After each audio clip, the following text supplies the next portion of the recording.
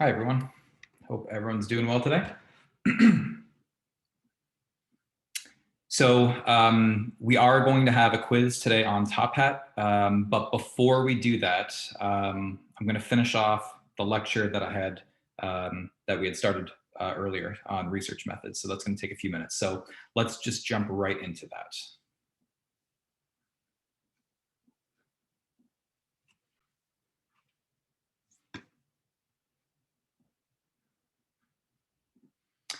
So we were talking about research methods, and I had introduced to you 3 types of research that we conduct in social psychology, which is observational research, correlational research, and experimental research. Experimental research is the most important kind of research that we tend to use in the field, just because the amount of control that we as experimenters have over the situation allows us to make causal claims for reasons that we discussed last class. If you remember, there are 2 key concepts to an experiment. First off, participants are randomly assigned to different conditions. Random assignment is an absolute necessity if you're going to have an experiment, because that ensures that on average, your groups are equivalent demographically. The second key aspect to an experiment is that we control for confounds. In other words, we keep our 2 groups exactly the same, except for our independent variable, which we manipulate across groups. That also ensures that we treat our 2 groups the same. So what this means is that if we have 2 groups that are identical demographically, and we treat them exactly the same except for our independent variable, then what that means is that if we observe some sort of difference on some outcome measure, the only reasonable explanation we have for why our 2 groups differed on that outcome variable is because of our independent variable. And as a consequence, we can establish causal claims. And this is all stuff I went over last class. So I'm just kind of summarizing things briefly here. But what I want to do now is walk you through a study. And this is a real study that was done in the 50s, I believe, 50s or 60s in there. I want to walk you through the study so you can see how a social psychology study is designed from the ground up. And later on in the course, we're going to see the theory on which this hypothesis is based. Okay, so you may not know why these researchers came up with this hypothesis now, but you will later on. We'll revisit this study when we look at cognitive dissonance theory later on. But let's imagine that you're one of these researchers and you have this belief based on cognitive dissonance theory, which we'll learn about later. And you could form a hypothesis based on this theory. Remember, a hypothesis is a specific prediction. And the prediction that you have is this: that people who expend great effort to join a group, so for instance, such as undergoing a harsh or severe initiation in order to get into that group, are more apt to like the group, or they'll like it more, compared to people who don't undergo a harsh initiation. Okay? So if this is our hypothesis, the first question we have is, well, if we want to test this hypothesis, what sort of study are we going to use? Which type of research? Well, note that this hypothesis makes a causal claim. What they're basically saying is that undergoing a harsh initiation will cause people to like a group more. And if we have a causal claim, then the only type of research that we can conduct that will address a causal claim is an experiment. So we know right off the bat that we need to conduct an experiment. Okay, so for conducting an experiment, let's identify a few things. First off, let's identify our independent variable. Well, remember, the independent variable is the cause of the cause-effect relationship. So if we're saying that we think a harsh initiation will cause people to like the group more, then the harsh initiation, that is the cause, right? That's our independent variable. So what we're going to do is we're going to take different groups of people and we're going to randomly assign them to, in this case, one of 3 groups. Okay, so we're going to have a third of our participants that undergo no initiation. This is basically our control group. We're going to have a third of our participants undergo a mild initiation, and we're going to have the last third of our participants undergo a severe initiation. Okay, so this is what we're manipulating across groups. Other than that, we're going to try to keep our groups as equivalent as possible. Okay, so what do we mean by initiation? In other words, we have to have some sort of operational definition or some working definition that we're going to use to define what we mean by initiation in this case. So in this specific study, what we're going to do is we're going to use an embarrassing screening procedure. So let me give you the basics of how this study is going to work. Okay. So this study was done only with women college students. Okay, and the reason for that will be apparent in a minute.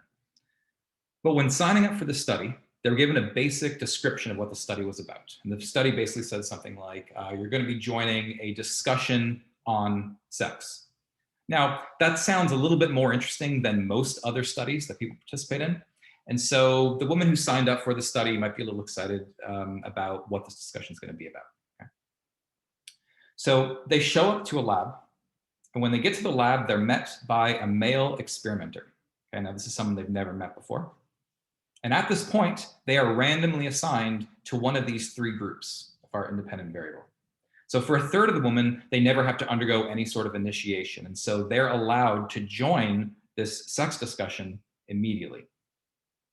For the third of the women who are randomly assigned to the mild initiation condition, the researcher tells them that before they're able to join the group, they have to show that they can deal with conversations on sensitive issues. And so what they need the participant to do is to read off this list of words. And so the woman is given a list of words, and the words are just sort of mildly sexually suggestive. Things like underwear, bed, things like that. It's nothing that's too embarrassing to say out loud, just a mild initiation. Once they're able to do this, the male experimenter says, okay, you can now join this group discussion. For the woman in the severe initiation condition, they are told that in order to join this group discussion, they have to show that they're able to handle discussions of a sensitive nature. So they have to read off this list of words. But now they're given this list of just like XXX rated words, okay? For most of these women, especially in the late 50s, I think, when this was done, this is sort of somewhat embarrassing to do, to read off a list of really sexually suggestive words in front of a strange male experimenter. So this is how they're initiated. They have to go through this uncomfortable screening process. Once they read off that list of words, though, the researcher says, okay, you can now join this group discussion.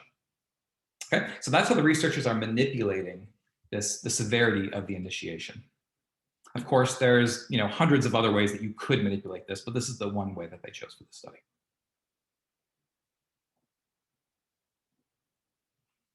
Okay, however, what happens is that when these women join this group discussion, they enter this booth, this private booth, supposedly for anonymity purposes, right? And so they put on these headphones, and they're told that because it's their first session, that they're not going to be able to contribute to the group discussion. They're just going to listen to the discussion that other people are having who are supposedly in other booths around campus having this live discussion.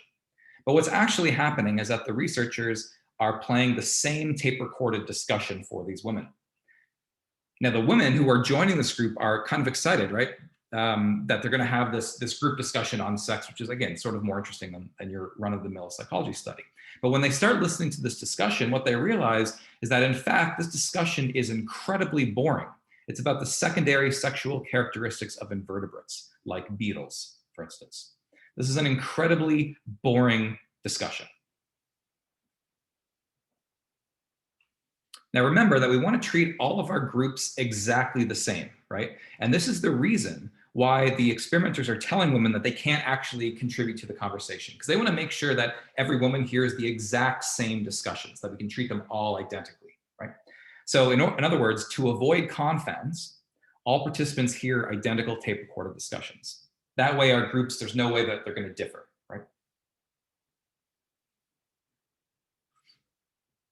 Okay, so all the women listen to this really extraordinarily boring conversation about secondary sexual characteristics of invertebrates. So what's the dependent variable? Remember, the dependent variable is the effect of the cause-effect relationship. And we're saying that if you undergo a severe initiation, that's going to lead people to like the group more. So our dependent variable is how much do these people like the group that they joined. Very simple way of measuring how much they like the group, you can just give them a scale. You can ask them a series of questions, things like, how much did you enjoy the conversation? How much would you like to have additional conversations on this topic? Things like that. Okay, so that's our operational definition for liking for the group. We just ask people to respond on a rating scale, how interesting the group discussion had been.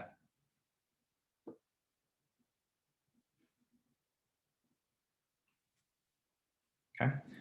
So when you look at this, what you can do is look at the average scores that participants get for how much they like the group and compare them across your three conditions. And when the researchers do that, what they find is this, that women who underwent no initiation, when you later ask them how much they liked that group discussion, they said it was boring, they hated it. The women who underwent a mild initiation, when you asked them how they liked the conversation, they said it was boring, they hated it. When you ask women who underwent a severe initiation to join the group, and you later ask them how much did they like the conversation, they said, you know what, it's actually kind of fun. It's actually kind of exciting. I really like that discussion. Now remember, all three groups of women saw or heard the exact same conversation, right? So why would it be that these women liked the conversation more than the women who underwent no or a mild initiation?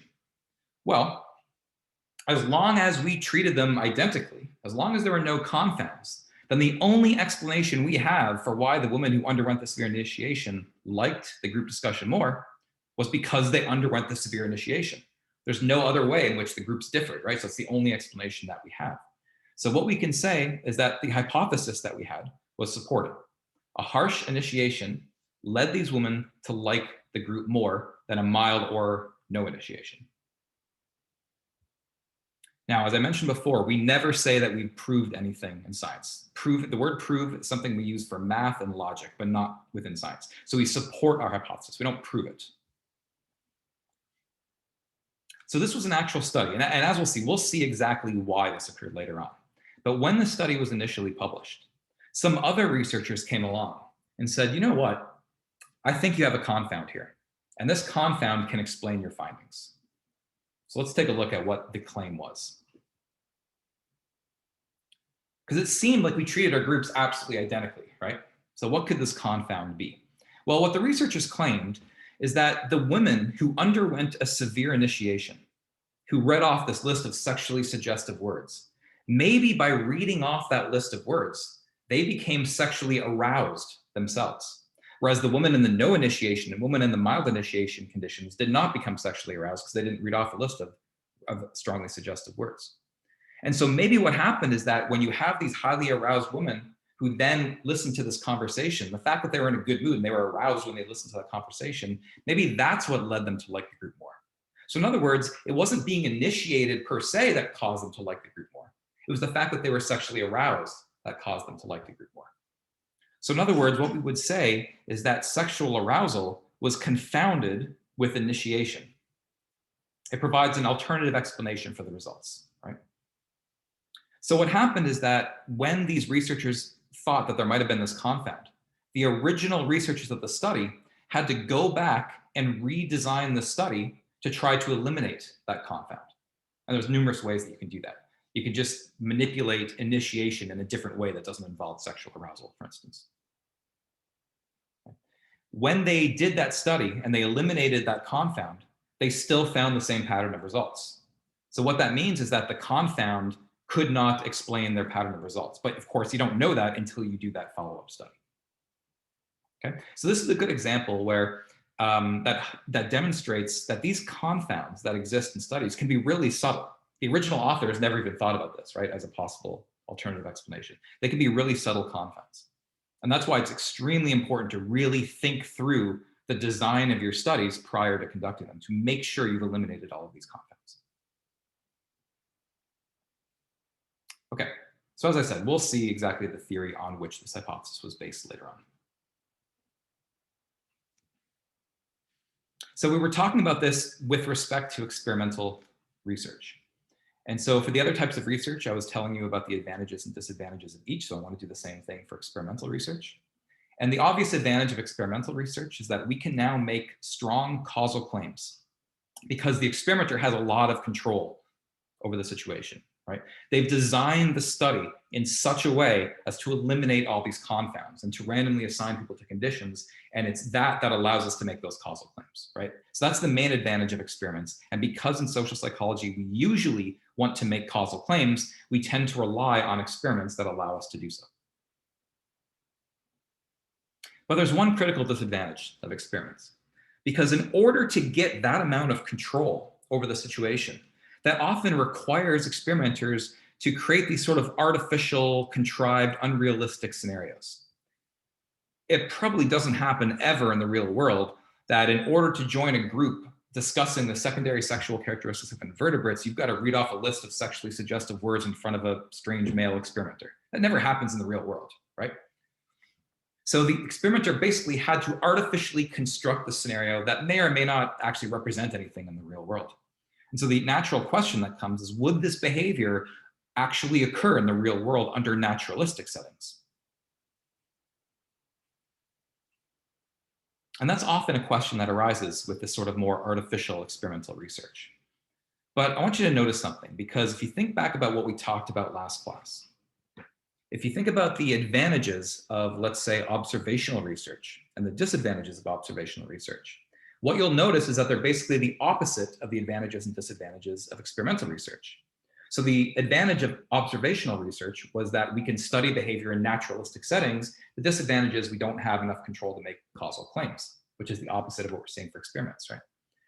So what that means is that for any given type of research, so for experimental research, there are certain disadvantages associated with it. But when you study a phenomenon in psychology or in other areas, you often try to use different experimental approaches or different methodological approaches to study the same phenomenon. And that way, the disadvantages of any one approach get effectively canceled out by other approaches. So we may find with experiments that we're creating these artificial scenarios, but if you can study the same process using observational research and you still find the same effects, now that criticism doesn't hold water anymore, right? Because we've gone into the real world to study it. And so in order to develop a really strong research base in social psychology, we try to use multiple different approaches to the same finding, to see if we get the same sort of results.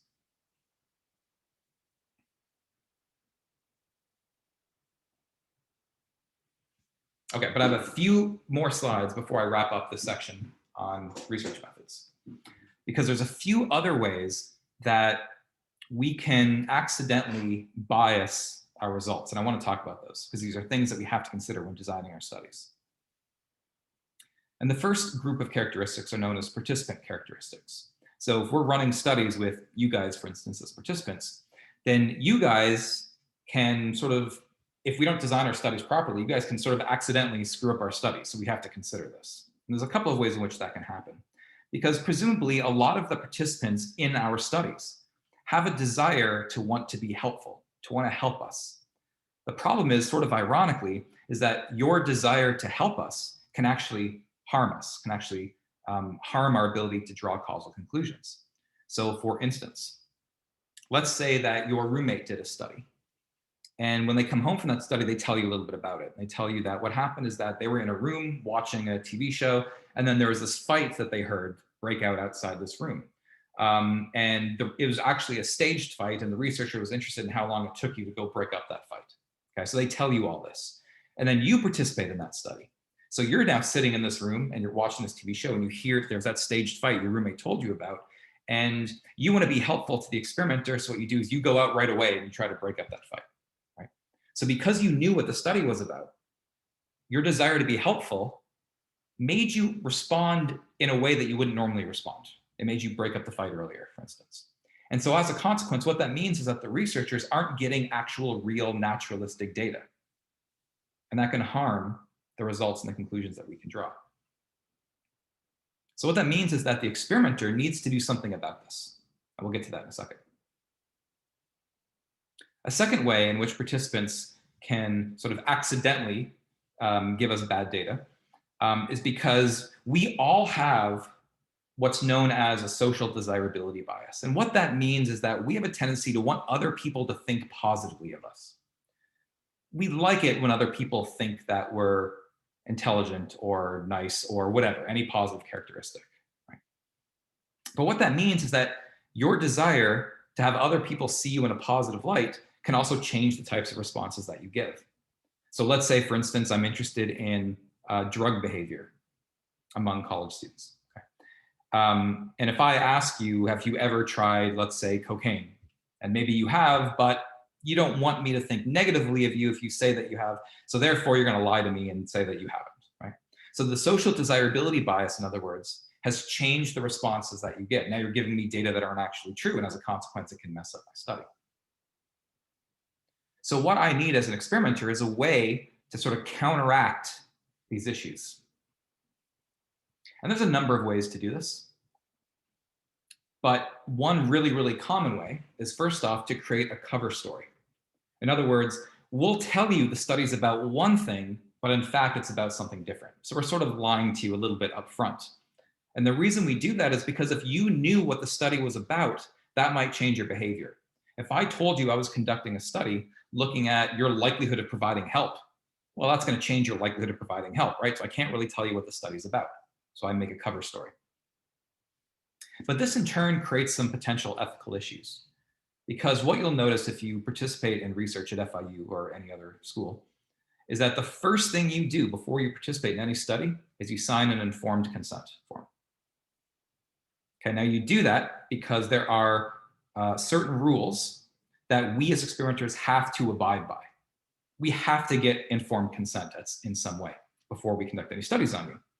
But the problem is if we're lying to you what the study's about, we're not telling you what it's really about, then how could you give your informed consent if you don't even know what the study is about? So there's some ethical issues here. And it's partly for that reason that research institutions such as FIU or any other school has what's called an institutional review board, or an IRB for short. And what that means is that before I'm allowed to collect data, before I'm allowed to have any interactions with participants in my study, I've got to submit this whole package to the IRB, telling them what I'm doing. If I'm lying to you, why I'm lying to you, I have to justify it.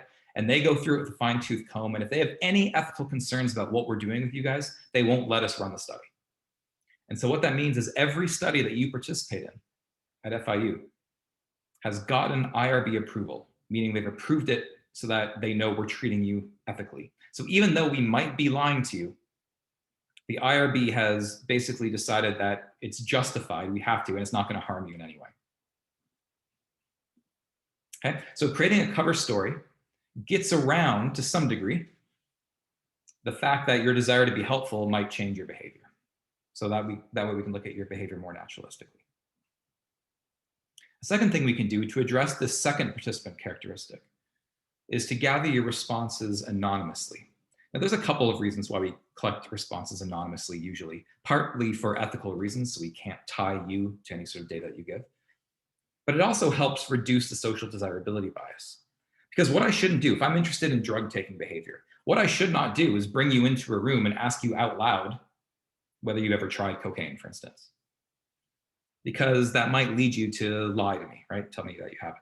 What I might do instead is give you a questionnaire, and you don't put your name on there, you don't put your Panther ID number, you don't put any sort of identifying information on that questionnaire. And then maybe just to make sure at the end of the study, you'll take that questionnaire, you'll drop it into an envelope, seal the envelope, and drop it into a bin with like 100 other envelopes as well. And that way, there's no way I can go in after the fact and figure out which envelope corresponds to the survey that you did. There's no way I can link you to your data.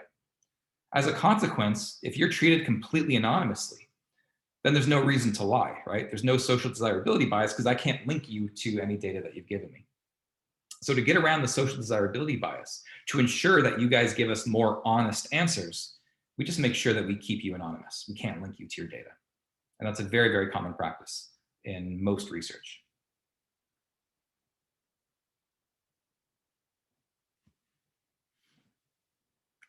But it's not just participants that can mess up our study. We can mess up our own studies through what are known as experimenter characteristics. And there's a few ways that we can do this, but one of the most common ways that we can mess up our study is that we might accidentally introduce confounds into the study in order to produce the expected results. So, for instance, let's say that I'm interested in looking at the effects of a new jury instruction. So at a criminal trial, before the jury deliberates to decide if the defendant is guilty or not guilty, they're given instructions by the judge. And let's say I'm interested in looking at a new instruction that the judge could give. And I want to see if by giving that instruction, that leads jurors to understand those instructions better. So what I might do in my study is randomly assign people to either get the standard instruction or to get my new instruction, and then have people deliberate and come to a conclusion. Okay, now, but let's say that I expect my new instruction to help comprehension, right? So what I do is that for the participants that I've randomly assigned to get my new instruction, I speak really slowly and I look them right in the eye and I answer any questions they have. That way they can really understand my instruction. But when I give them the standard instruction, I give participants the standard instruction, what I do is I speak really quickly, I don't look them in the eye, I don't answer any questions. So in other words, what I've done is I've confounded the specific instruction that people got with the manner in which I delivered it. And so what happens is that if people comprehend my instruction better than the standard instruction, I don't know whether that's due to the instruction itself or because I spoke more clearly when I gave that instruction. So what I've done is I've accidentally messed up my own study. I've accidentally confounded my own study. And that's a problem. We can't have that in an experiment. So what do we do? Well, again, there's a few things that we can do, but the most common things would be, first off, that we keep the experimenter blind to condition. So for instance, maybe what I can do is, instead of giving you the instruction myself, I instead put you in a room by yourself and I have a pre-recorded instruction that I play for you on the computer. Okay, that way, not only does that ensure that you get this instruction in the same format, regardless of which condition you're in, but I could even set it up so the computer randomly assigns you to conditions so that I don't even know what condition you're in. I'm blind to your condition because it's the computer that determined what condition you're in. And if I'm blind to condition, I can't treat you any differently based on my knowledge of what condition that you're in. So that again ensures that you're treated identically. Okay. A second related thing you can do is keep the experimenters blind to the hypotheses of the experiment. So if you participate in any of my studies that I have on Sona, you'll never interact with me. And part of the reason for that is because I know what I'm expecting to find. And I know that my expectations might bias the way that I interact with you, right? Because I know my hypotheses in my study.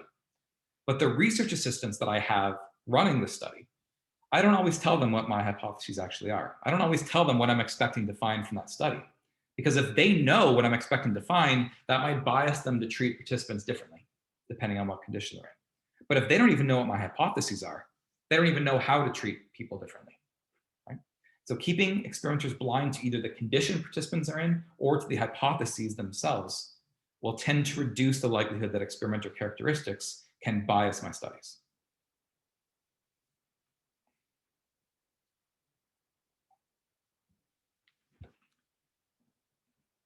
Okay, before we move on, do people have any questions on anything that we've discussed?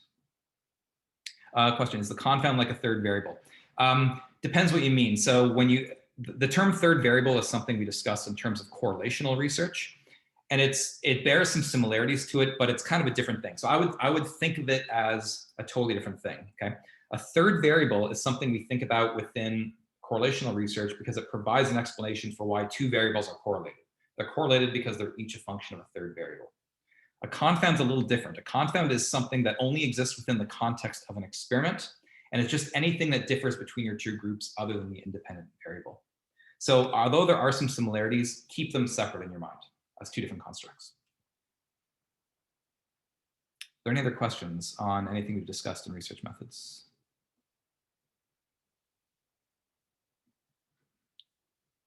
Doesn't look like it. Okay, so let's do this. Let's open up Top Hat. And we're going to have our first quiz.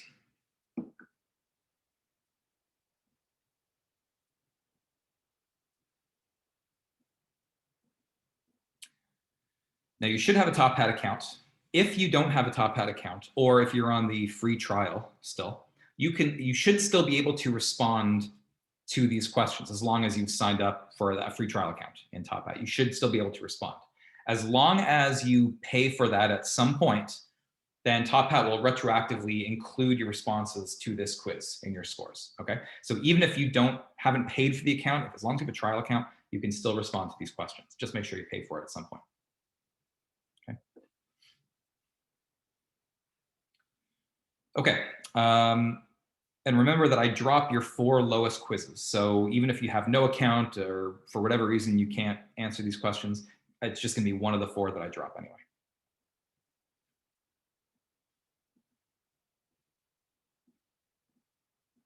Okay, so let's get started.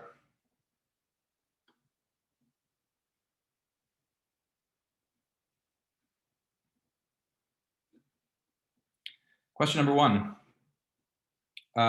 Jim here's a study that says that kids who eat Special K cereal have higher test scores in school than kids who do not eat Special K. Jim starts feeding his son Special K instead of Frosted Flakes. What mistake has Jim made? A, Jim is ignoring the fact that eating Special K is confounded with eating Frosted Flakes. B, Jim is engaging in a social desirability bias. C, Jim is confusing correlation with causation. D, Jim failed to give an operational definition for eating special K.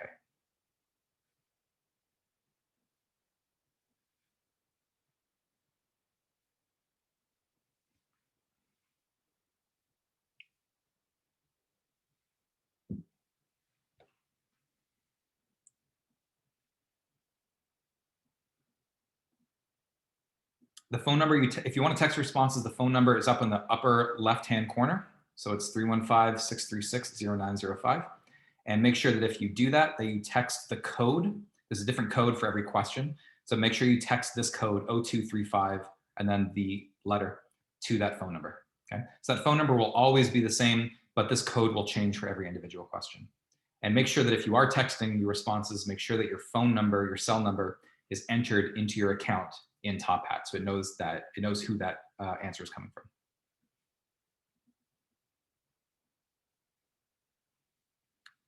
Okay, you've got 10 seconds to give me a response.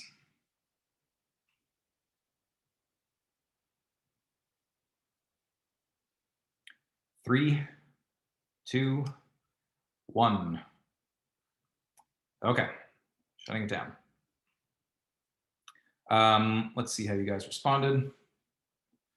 He's confusing correlation with causation. That is correct. He's confusing correlation with causation. So what the study is saying is that kids who eat Special K have higher test scores than kids who don't. That's just a correlational claim. It's not making a causal claim, right? That's just a correlation. But the fact that he starts feeding his kids Special K instead of Frosted Flakes means that Jim assumes that that means there's a causal effect, that eating Special K causes kids to have better test scores. So he's confusing correlation with causation. That is correct.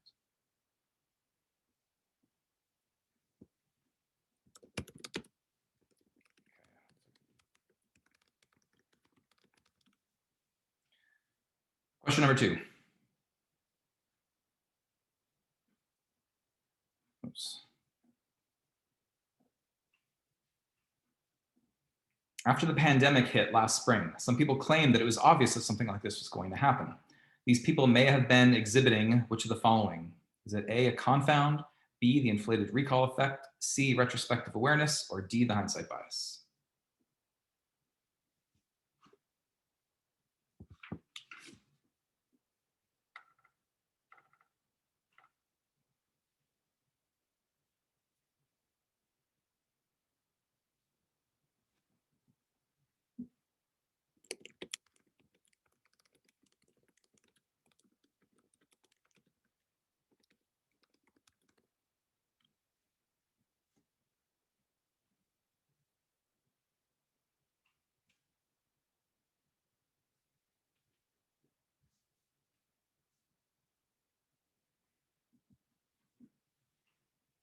You've got 10 seconds.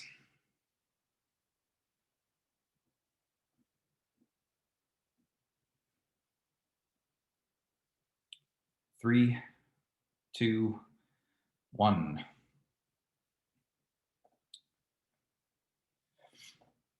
Okay, so most people said the hindsight bias. That is the correct answer, the hindsight bias.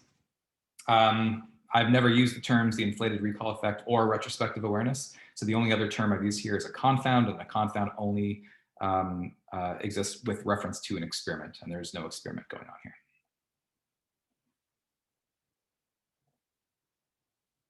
Question number 3.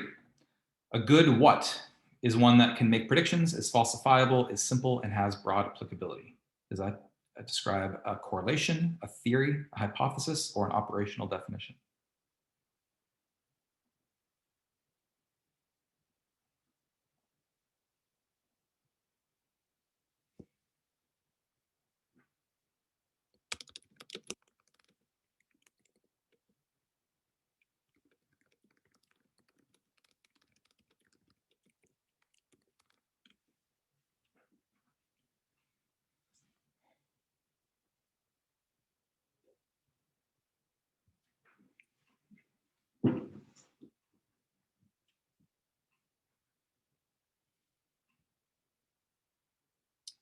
And you've got 10 seconds.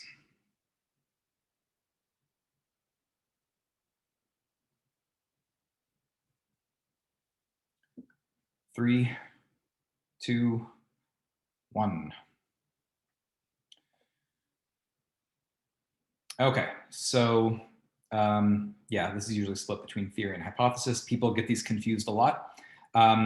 Remember that a hypothesis is a specific prediction, and a theory is a general framework to explain findings. And the answer here is that it's a good theory is one that can make predictions as falsifiable, simple, and has broad applicability. Okay, so you can almost substitute the word prediction instead of hypothesis if you want, whenever you think about that. But a theory is just a conceptual framework. So the theory of gravity describes how things are attracted to each other generally. And a hypothesis that comes from the theory of gravity is that if I drop this pen, it falls to the ground. It's a specific observation. That's the difference. Question number 4. The purpose of random sampling is which of the following? Is it A, to ensure that the sample is representative of the population? B, to ensure that the procedure is fair to everyone in the population? C, to predict the behavior of 2 or more groups? Or D, to control and manipulate a variable?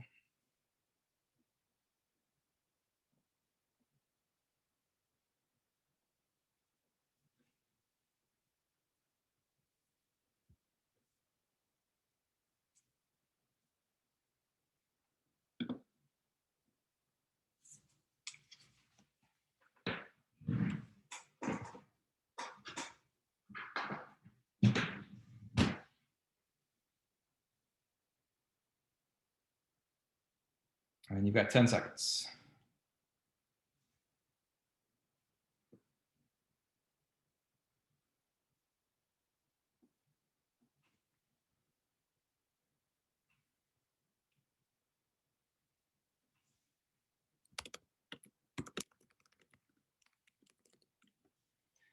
Three, two, one. Okay, remember that random sampling means that everybody in the population has an equal chance of being in our study. And the reason that we do that is because A, it ensures the sample is representative of the population. That is the correct response.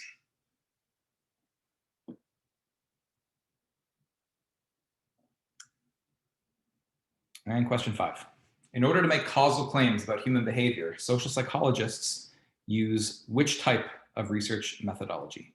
Is it observational research, naturalistic research, correlational research, or experimental research?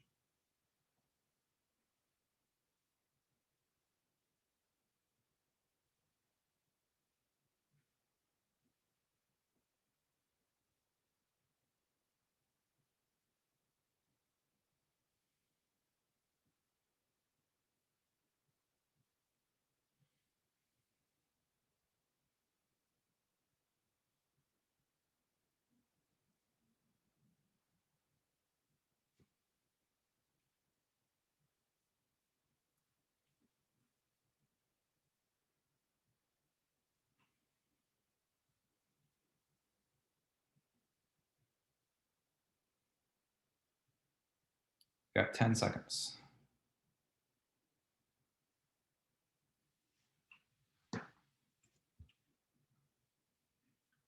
Three, two, one. Okay, I've said it a few times that the only way that we can make causal claims is if we use experimental research. So that is the correct answer.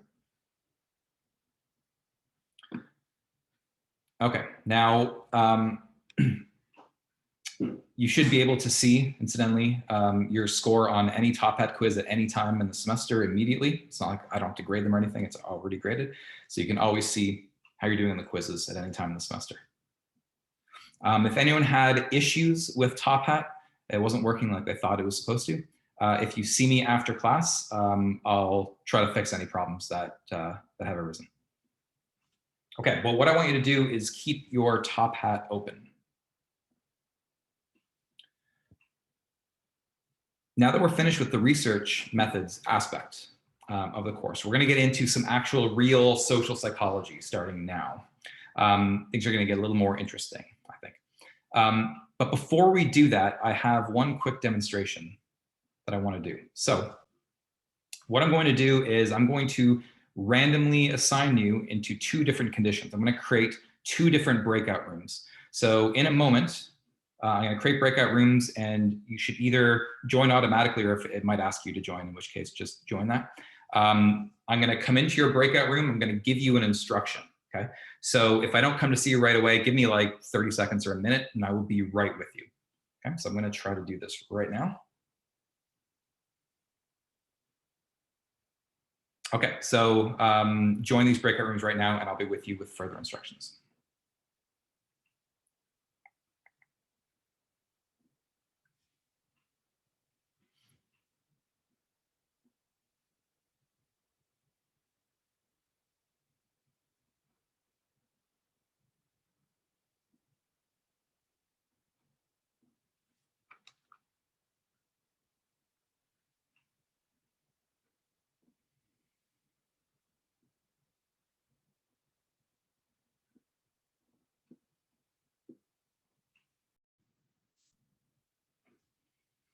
Okay, so you guys are in group 1. Okay, so remember that you're group 1. In a minute, when I bring everybody back into the main class, I'm going to show you a list of words. And what I want you to do is, for each word, is to decide if it's long or short. Okay, very, very simple task. That's all you have to do. Decide if each word I show you is long or short. Okay, give me one more second to talk to the other room, and I'll bring everybody back into the main room.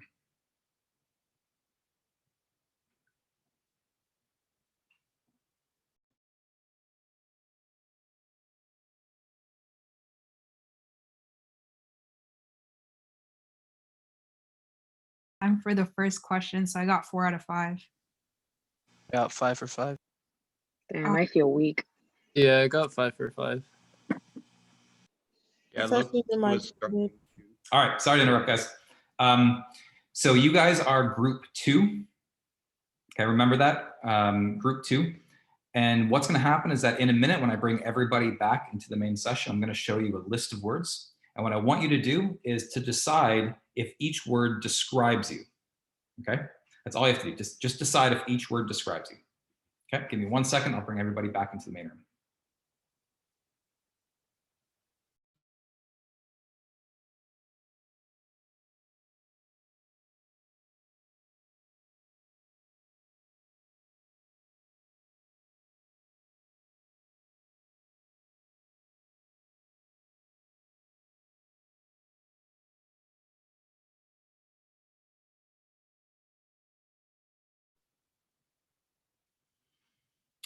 Okay, I think everybody's back. So I've given you guys instructions. So what I'm going to do in 1 second, I'm going to show you a list of words. I'm going to give you just a short amount of time to look at this. Okay, hold on 1 second. I'll get this set up.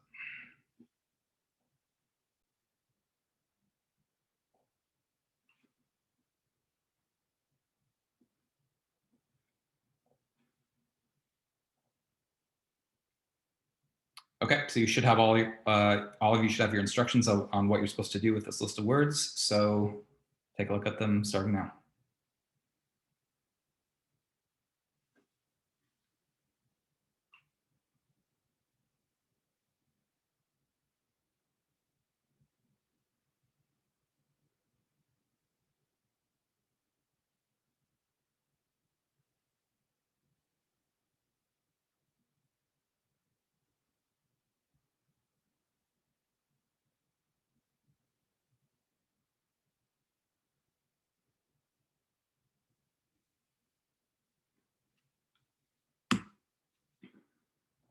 Okay, that's all the time you get. Okay, so now what I would like you to do is, either with pen and paper or on a computer or something, I want you to list as many of those words as you can remember. I'll give you about 30 seconds, 45 seconds to do that right now.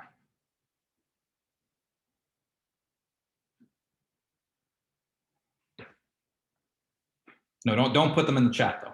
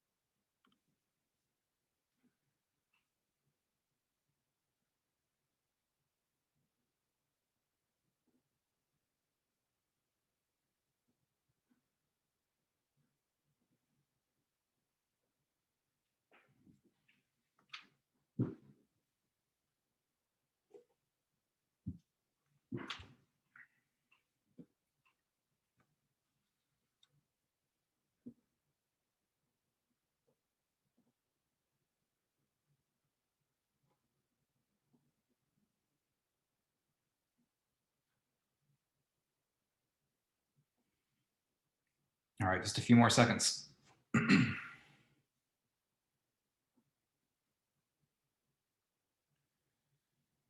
Okay, your time is up. So let's see how you guys did. So I'm going to put the list of words on screen. Give yourself 1 point for every word you correctly recognized.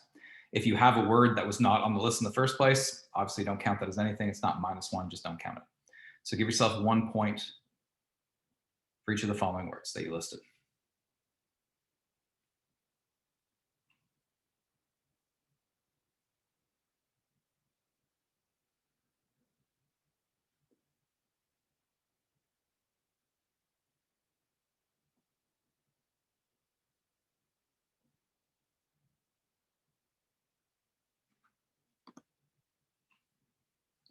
Okay, now you should, if you add up all those points, you should have a score between 0 and 14. So calculate your score. And once you've done that, let's go back into Top Hat. And we're going to see how people did.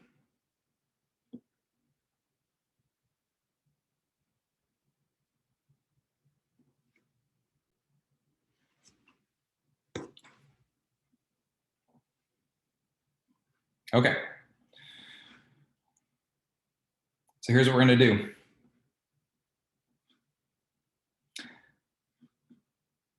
Okay, the first thing I want you to do is only group 1 people respond. Okay, so only respond if you're in group 1. If you're in group 2, you'll have your chance in 1 second. Only group 1 people. The question is, how many words did you remember?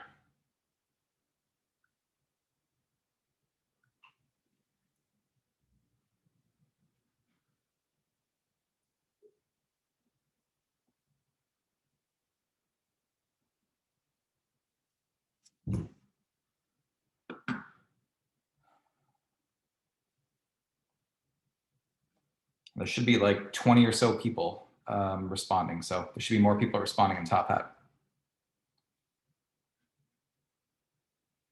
Yeah, put your scores in Top Hat if you're group, but only if you're group 1.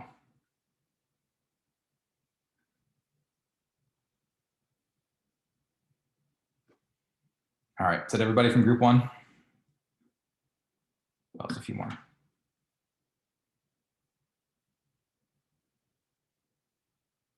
Okay.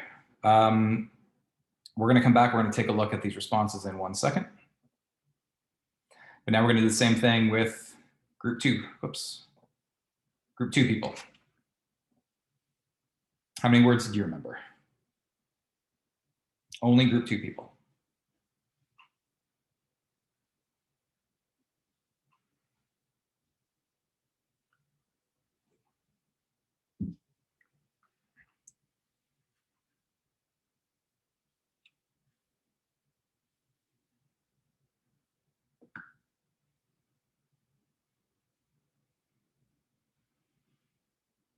Okay, everybody should have their scores in. All right, now what I want to do is take a look to see who remembered more words, group 1 or group 2. So let me just get this stuff out of the way. Let's start with the group 1 people. So are you guys seeing my screen? I'm not sure if you're seeing my screen or not. Hold on. Okay, so these are the group 1 people. So it looks like, obviously there's a lot of variability here, but it looks like we're kind of all over the place, but it looks like on average, people are remembering 4 to 5 words, maybe about 5 words, I would say, on average. Let's take a look at the second group. Did you guys do better or worse? Okay, so things are a little bit different here. So it looks like now on average, people are remembering maybe 6 words or so, 6 or 7. So it looks like group 2 on average remembered more words than group 1. Now, why is that the case? Well, obviously you guys saw the exact same list of words for the exact same amount of time, right? So why would group 1 have remembered fewer words than people in group 2? Well, you had slightly different instructions. So when I put you into breakout rooms, the first group I went into, group 1, I told them that their job was to decide if each word was long or short. And for the people in group 2, I told them that their job was to decide if each word describes you. Okay, so the instructions that you had differed across the groups. And what it looks like is that people in group 2 who had to decide if each word described them remembered more words on average than people in group 1. And that phenomenon is something called the self-reference effect. It's something that we see consistently over and over again. And what I basically did was sort of a mini experiment, right? I mean, I randomly assigned you to 2 different groups, and I made sure to treat you as identically as possible between those 2 groups as well. So if I've conducted a proper experiment and the only thing that differed was the instruction that I gave you, then what that means is that that instruction has to be responsible for differences in your dependent variable, which is the number of words that you actually remembered. So there's something about the instruction that's leading people to remember more or fewer words. So let's take a look at what that is. The self-reference effect, which is the effect I just showed there, is that when you relate things to yourself, you tend to remember them better. Okay, so we just saw that when you relate words to yourself, you remember them better than if you just simply have to decide if each word is long or short. And this is an important point for numerous reasons. But first off, the first thing you should take for practical reasons is this is really useful for you when you're studying for tests. Because on the first day, I think I said that I encourage you to relate the concepts and the ideas that we discussed in this class to your own life. And I'm partly saying that not just because social psychology is applicable to your life, which it is, but also because you will remember the information better if you relate it to your own life. And hopefully this little demonstration shows how easily that can happen. Okay? So by constantly relating information to your self-concept, and we're going to see what a self-concept is in a second, that makes things easier to remember. But let's look at this a little bit more. So as I mentioned, this is something called the self-reference effect. And the self-reference effect occurs for a couple of reasons. So let's imagine that you come into contact with information that's relevant to yourself. Well, compared to information that's not relevant to yourself, there's 2 things that happen. First off, you engage in more what's called categorical processing. Now, here's a way to think about this. You can imagine that in your memory, you've got something like a bunch of file drawers. Now, this isn't exactly how memory works, okay? So take this with a bit of a grain of salt, but it works for our analogy here. But let's imagine that you've got a bunch of different file drawers. And one of those file drawers is things that are related to me, your personality, in other words. You've thought about who you are a lot of times, and that's why you have this pre-existing file drawer, because you've had to think about your personality many, many times. And so what that means is that when you come across information that's relevant to yourself, such as words that are related to your personality, whether you're aggressive or superstitious or whatever it is, you have a pre-existing file drawer in which you can put that information. You've got a well-organized system already in your brain when you come across information relevant to yourself. And because it's well-organized, it's easier to find that information later on when you're trying to remember it. Furthermore, when you come across information that's relevant to yourself, you also engage in more what's known as elaborative processing, which just means that you think about that information on a deeper level. So when you came across words that you had to relate to yourself, if that was the condition that you were in, you have to think, and let's see, am I a shy person? And you might think about past instances where you were either shy or not shy. You're linking that information to memories that you already have, right? Because you're thinking about it deeply. On the other hand, if what you had to do is decide if each word is long or short, you could see the word shy and say it's 3 letters, it's short, and you don't even think about it at any sort of deeper level. And because of that, you're not forming connections between that word and anything else in memory. And so it's harder to remember it later on. And so because information that's relevant to you is both better organized in memory, and also you think about it deeper, so you're forming links between it and pre-existing information more, both of these factors lead to what's called the self-reference effect. Information that's related to yourself is processed more efficiently and therefore recalled more easily than other information. And the self-reference effect is sort of an interesting psychological effect that demonstrates a more general principle, which is that the way that we process information is determined in part by who we are and how we think about ourselves. Information that's related to who we are is remembered better. And there's many ways in which our concept of ourself changes the way that we interpret and process and remember information. And as a consequence, what that means is that if we're going to understand how we're influenced, how we're affected by things in our environment, which is what we're going to look at the rest of the semester, we need to understand ourselves first, because how we think about ourselves changes the way that we process information. In other words, the self, how we think about ourselves, is an integral part for understanding how we're affected by situational variables. And it's for this reason that the first topic we talk about in social psychology is the self. Okay, so the idea here is that our perception of the world is colored by our view of the self. It's something we saw already, right? Where we talked about how we can't simply watch people, how they behave, and expect that to be scientific because we have expectations and values in a certain culture that changes the way that we view things, right? And how we think about ourselves can change the way that we interpret information as well. I'll give you another example. You might have had this experience before. Let's say that you're at a party, and that's why this is called the cocktail party effect. But let's say you're at a party, you're having a discussion with someone, with one other person. There's all sorts of other people around you, but you're not really paying attention to them, right? You're only listening and having a conversation with this one person. So you don't hear anything else that's going on around you until someone says your name. And all of a sudden, you notice when your name is said. You didn't hear anything else that was going on until they mentioned your name. Now, why does that happen? Well, you can imagine that there's some sort of process in your brain that's sort of paying attention to background information that you're not even aware it's happening. And it's always scanning the environment. Is anyone talking about me? Is anyone mentioning me? Is anyone talking about me? And then your name comes up. Oh yeah, he's talking about me. And it sort of orients your attention to that person. Right? So our attention, in other words, is partly determined by our concept of the self. We're oriented towards things that mention us. So the self is something that's really important to us. Someone mentions the spotlight effect. Yeah, so the spotlight effect is a good example that shows the importance of the self. We're going to talk about that, I think next class or 2 classes or sometime in the future, we are going to talk about the spotlight effect, okay? We are going to come back to that idea, but that is a good example of this as well.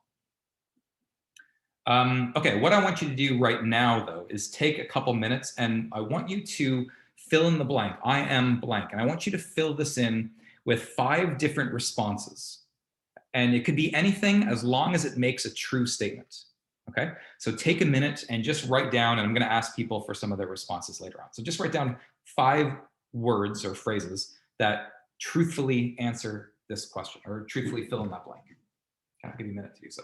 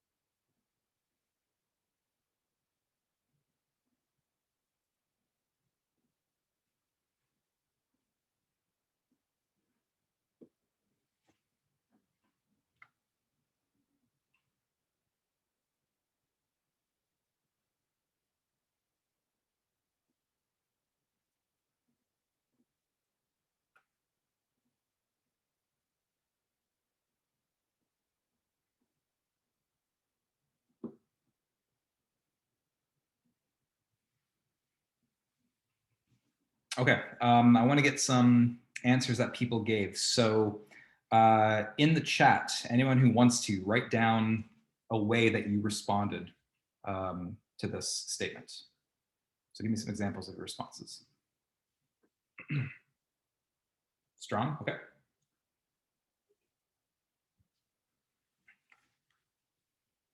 creative, calm, organized, blessed, beautiful, caring, empathetic, tired, hungry, okay?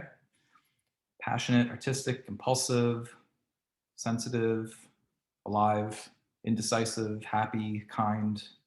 Okay, perfect. Going to be rich. Okay, that's optimistic. We're going to look at unrealistic optimism later on too, but we're going to get there later.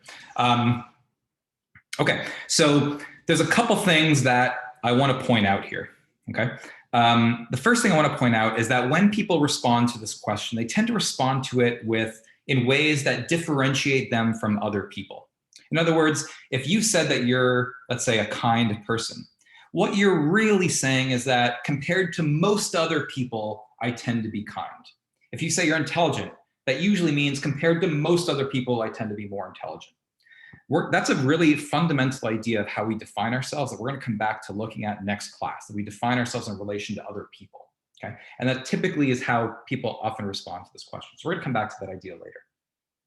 There's a second thing I want to point out though.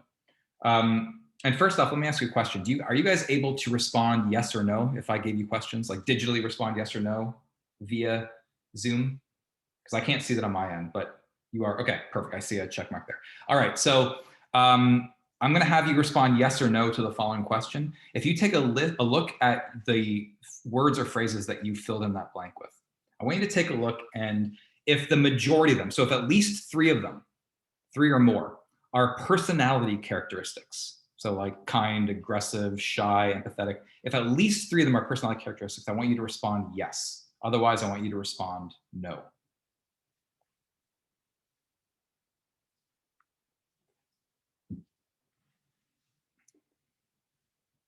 I see lots of yeses in the chat as well. Okay, so it looks like for the majority, if not everybody, the answer is yes to this, right? Now, you didn't have to respond that way. You could have said, I'm a human being, okay? I am a daughter, something along those lines. Those aren't personality characteristics, right? You could have responded that way. That would make it a true statement. But the majority of people tend to respond with personality characteristics. And that is very, very indicative of Western cultures. So in other words, if I had given the same question to people from more Eastern cultures like China, Japan, Korea, India, they would often respond in a very, very different way. The way that you're responding by filling in personality characteristics for the statement is sort of indicative of a way of thinking of Western culture in which we are a collection of personality traits. We're going to see that it's a very culturally bound idea of the person. We're going to come back to that idea as well next class, the fact that culture can change the way that we view ourselves as well. But just note for now that almost everybody in Western culture, like you guys, responded with personality traits. Okay, another question. And I'm going to ask you, again, make this a yes-no question, either respond in chat or by voting yes or no. If you look at the personality traits that you did list, if the majority of those personality traits would be considered positive or a good thing versus negative, I want you to respond yes. Otherwise, respond no.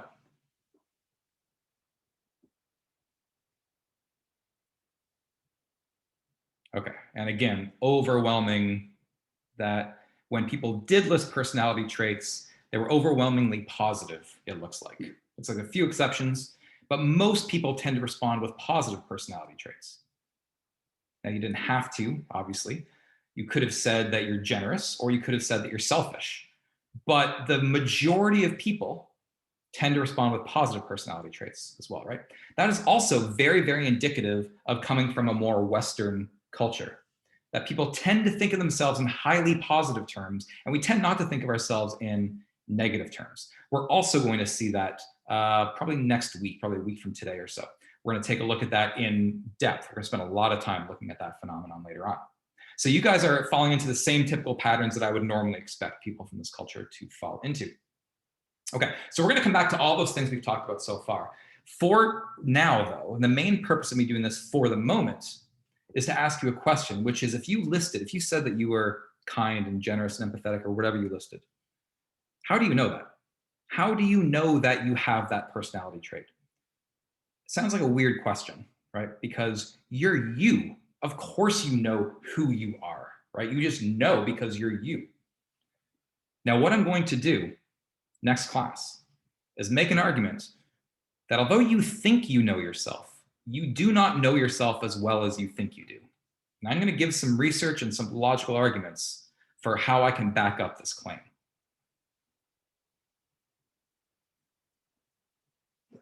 Okay, I'll get to that next class. But before I do that, I have to introduce the concept of the self-concept to you, first of all.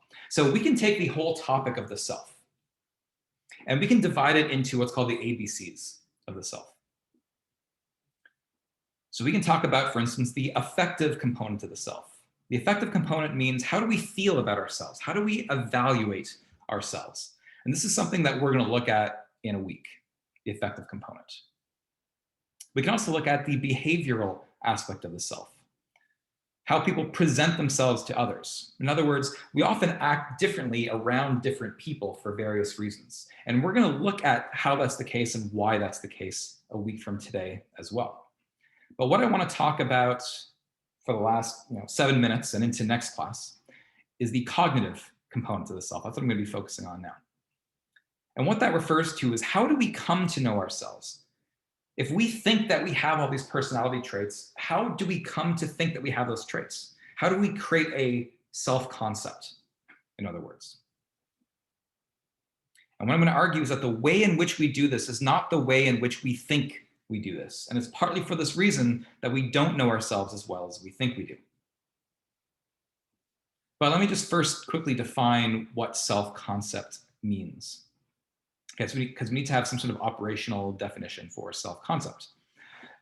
When we talk about a self-concept, what we mean really is the sum total of everything someone thinks about themselves in terms of their personal attributes, in terms of, let's say, their personality. So if you were to fill in the I am blank, and you spent the next 20 hours filling in all the traits that you have, the sum total of everything you think about yourself forms your self-concept. So it's really who you think you are.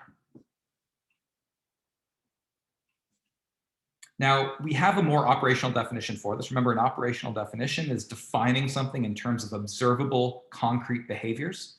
And we can actually do this for a self-concept, because a question that we might have is, do animals or do babies have a self-concept? And we can't simply ask them to describe themselves because they don't speak, right? So we need to have some sort of way of assessing this. So a technique that researchers have, something called the mark test, is you can mark, let's say, a baby's cheek. You can put a little mark on that cheek, okay? And then you place them in front of a mirror. And what you're testing is whether that baby or whoever understands that the thing it's looking in the mirror at is itself. And you know that because if it goes and touches the mark on its face that you put on there, it knows that it's recognizing itself in the mirror.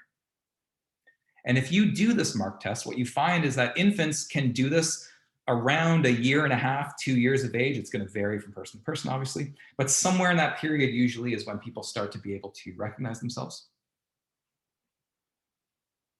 It turns out that apes, the great apes, can also recognize themselves.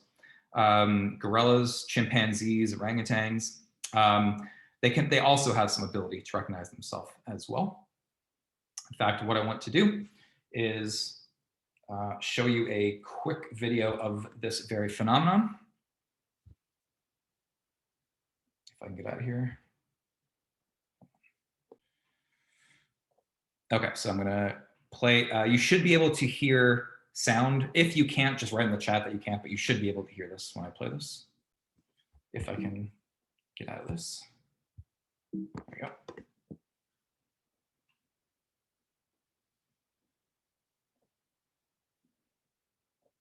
This 3-year-old chimpanzee has never seen a mirror before.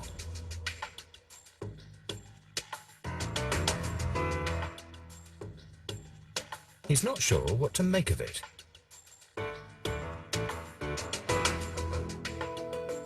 Erect fur is usually a sign of fear or anger.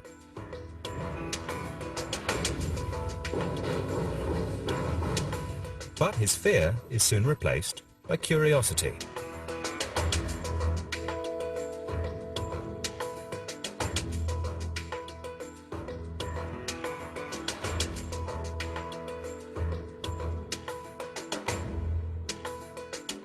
This chimp appears to know that that's her tongue and those are her teeth. Chimpanzees seem to have a concept of the bodily self that allows them to look into a mirror and say, that image is equivalent to this body. But how can we prove that humans and chimpanzees really identify the figure in the mirror as themselves? Psychologists have a well-known test for this. It's called the mark test. A researcher marks a child's cheek. The child then looks in a mirror.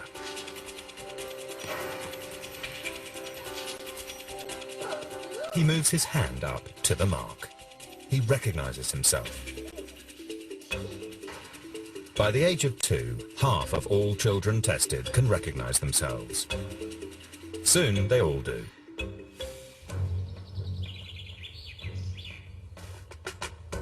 So, can our ape cousins pass this test? A keeper places a mark on a female orangutan. Next, they put her in front of a mirror.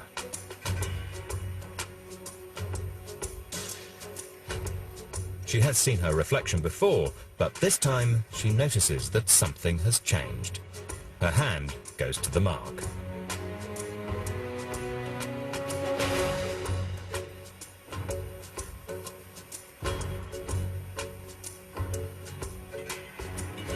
All the great apes, gorillas, orangutans, chimps and bonobos can pass the mark test by a certain age.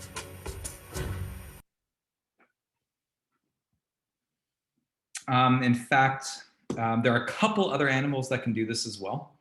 I'll show you, this was, what was this, 15 years ago or so, when they found that some elephants can do this. They had this giant mirror, and they actually marked its cheek with this white cross. And when you put the elephant in front of the mirror, its trunk went up and touched the cross. So there's certain elephants that can do this as well. This is really a remarkable thing, by the way, to understand that the thing that's disconnected from you is actually a reflection of you. The vast majority of animals cannot do this, but there are just a few that can. There's also some dolphins that can do this. I don't know how they do the mark test with dolphins because I don't know how their flipper would be able to touch the mark. I don't know, but there's some way that they have of knowing that they can do this. But other than that, I don't know if there's any other animals that can actually pass the mark test. Okay.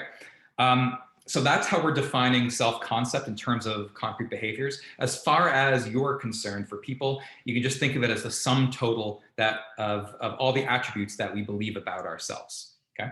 And the question that I'm gonna ask next class is how do we form that self-concept? How do you come to know who you are? And as I said a few minutes ago, I'm gonna argue, I'm gonna try to convince you that you don't know yourself as well as you think you do. And in fact, many of the things you think about yourself aren't actually true. So we're gonna take a look at that next class. If anyone had issues with Top Hat, if you wanna hang around for a few minutes, I can try to solve whatever issues you had. Otherwise, have a great week. I'll see you guys on Thursday. See you then, bye.